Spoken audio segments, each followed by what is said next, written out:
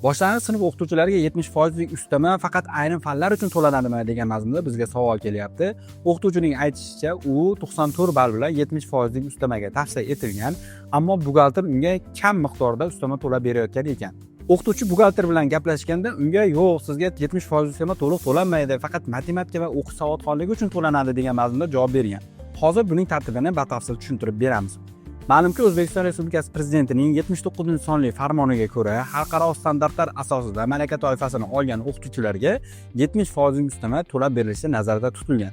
Mazkur farmonning 3-bandiga e'tibor qaratadigan bo'lsak, 70% ustamalar o'qituvchilarning tarif stavkasi miqdoriga nisbatan to'lab berilishi nazarda tutilgan. Bu normalar Vazirlar Mahkamasining 130-sonli qarorida ham nazarda tutilgan. Demak, ko'rib turibmizki, 70% ustamalar o'qituvchilarning tarif stavkasidan kelib chiqib belgilanadi.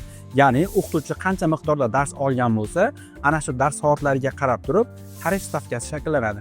Mazkur tarif stavkadan kelib chiqib esa 70% ustama belgilanadi. Ya'ni yuqoridagi vaziyatda buxgalterning xatti-harakatlari mutlaqo noto'g'ri. Bunda faqatgina matematika o'qish savodxonligiga emas, o'qituvchining hamma dars soatlaridan kelib chiqib turib, uning tarif stavkasiga qarab turib, mana shu tarif stavkadan kelib chiqib 70% ustamalar to'lab berilishi kerak bo'ladi.